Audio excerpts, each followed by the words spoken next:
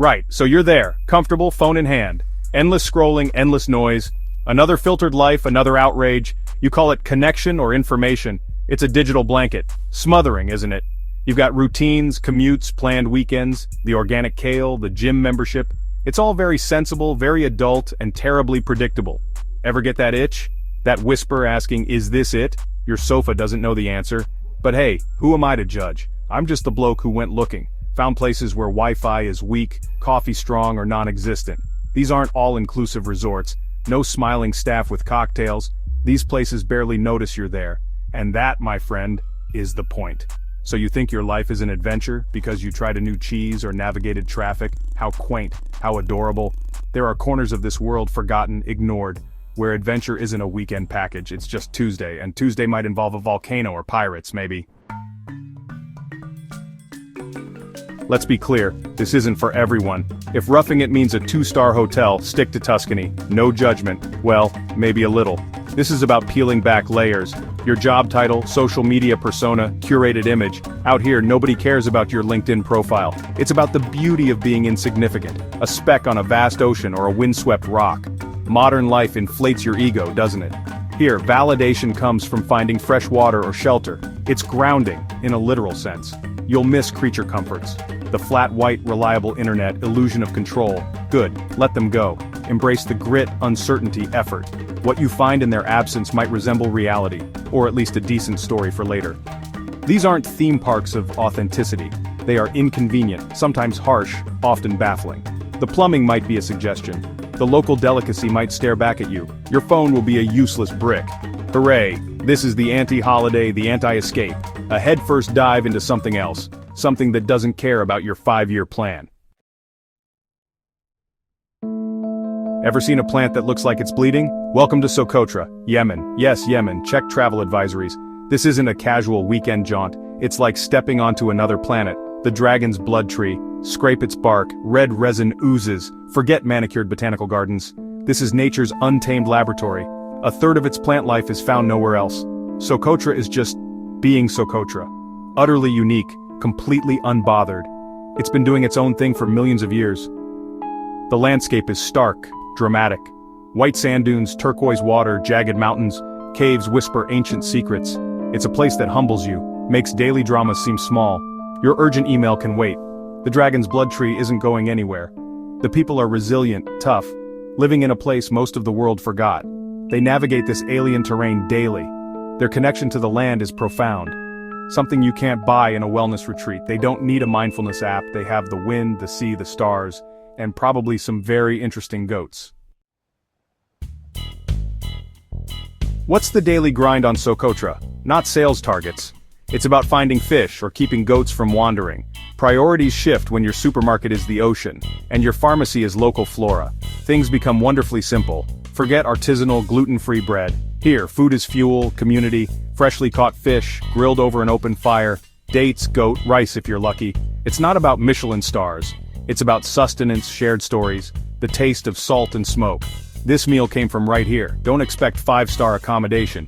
You might sleep under the stars. No light pollution to dim their glow, or in a simple stone dwelling. The luxury here isn't thread count. It's the silence, the space, the feeling of being untethered, from noise, from demands. You'll learn a new rhythm, dictated by the sun, the tides, not by your digital calendar.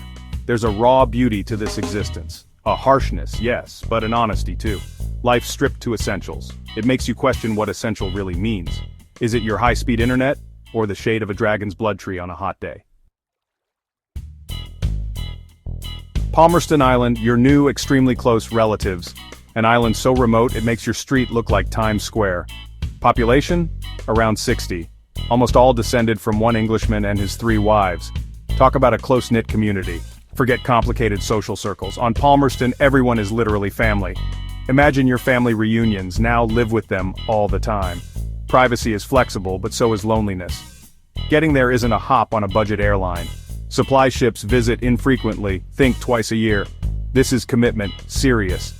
You're at the mercy of the sea, weather, and captain's schedule. Makes train delays seem trivial, doesn't it? Life revolves around the lagoon, the sea. Fishing is not a hobby, it's survival, it's tradition, everything. Parrotfish are the local currency. Children learn to swim before they walk. They can navigate by the stars. Different skills, different worlds. One involves a controller, the other the actual ocean. Palmerston, fish, family, and forgetfulness. Daily life? It's got a rhythm, not the frantic pulse of the city. It's the ebb and flow of the tide, the rising and setting of the sun. Chores are shared, responsibilities divided. Amongst the three family branches, there's a structure, an order, born out of necessity and tradition. It's a world away from gig economy chaos. Imagine no shops, no restaurants, no pubs. What do? You create, you share. Food is caught, grown, distributed. Entertainment is homemade. Stories, music, laughter. The church plays a central role. Community gatherings are the highlight, not some overpriced brunch spot. It's a simplicity that's shocking. To our overstimulated consumerist minds, the outside world feels far away. News arrives with the supply ship, often months old. Imagine learning about global events long after the Twitter outrage. There's peace in that, isn't there? A blissful ignorance of the latest crisis. They're not arguing about politics online. They're too busy living actual lives. Of course, it's not utopian. Isolation has challenges, hardships, limited medical care, dependence on the outside, but there's resilience, self-sufficiency, a deep understanding of their environment. They are part of this tiny speck of land, not just temporary residents. It's a connection most of us have lost. Too busy paving over our own back gardens. Tristan da Cunha, further away than your last good idea. Think Palmerston was remote? Hold my beer. Welcome to Tristan da Cunha, the most remote inhabited archipelago on Earth. South Atlantic Ocean, middle of nowhere. The nearest neighbor? St. Helena, a mere 2,430 kilometers away. Your commute feels like a stroll in the park. Getting here makes Palmerston look like a local bus route. No airport, of course not. Access is by a week-long boat journey from South Africa. These aren't luxury cruise liners.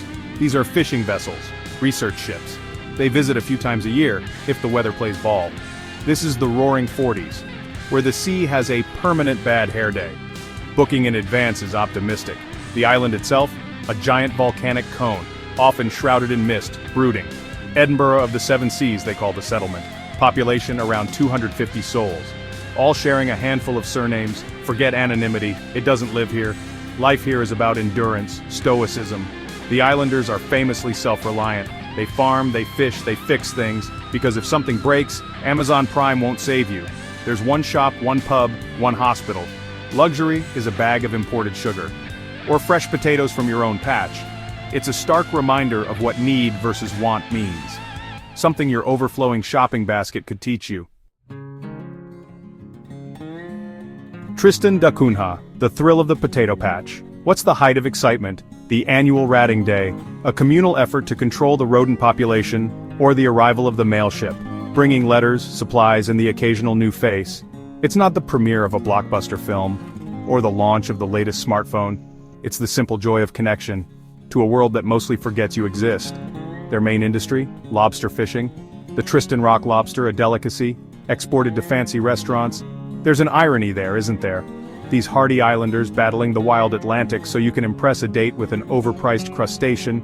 They also produce unique postage stamps, highly sought after by collectors. Small island, big reputation in niche markets. Community is everything. It has to be. When you're this isolated, you rely on each other for support, survival, sanity. They have their own dialect, a unique blend, their own customs forged over generations. It's a living piece of history, a testament to human adaptability, and the ability to make a life in one of the planet's toughest spots. Don't come here looking for nightlife or a vibrant cultural scene. The culture is in the everyday, the shared history, the resilience, the quiet dignity of people living on the edge. Go on, ruin your perfectly ordered life. So, there you have it, a few dots on the map, places where your phone signal goes to die. And your anxieties might just follow suit. These aren't postcard paradises for the masses, thank heavens for that. They are raw, real, occasionally uncomfortable, and utterly indifferent to your expectations, which is precisely their charm. Are you missing out? If you don't swap your office for a windswept beach on Socotra, or trade your social calendar for Palmerston's family life, or exchange instant gratification for Tristan da Cunha's patience, well yes, probably. You're missing the grit, the reality check. Modern life sells you convenience as happiness, comfort as fulfillment, connection as a Wi-Fi bar. It's a neat package tied with a digital bow, but maybe true richness lies elsewhere, in the struggle, the simplicity, in understanding your own insignificance, and finding power in it. These islands don't offer easy answers, they offer a different set of questions. So, go on, dip a toe in. Or better yet, take the plunge. Leave the curated feeds behind. Seek out places that smell of salt and wood smoke, where time moves at a different pace. It might not be comfortable, it might not be easy, it might even be terrifying. Good. Your sofa will still be there, but you perhaps will be wonderfully changed.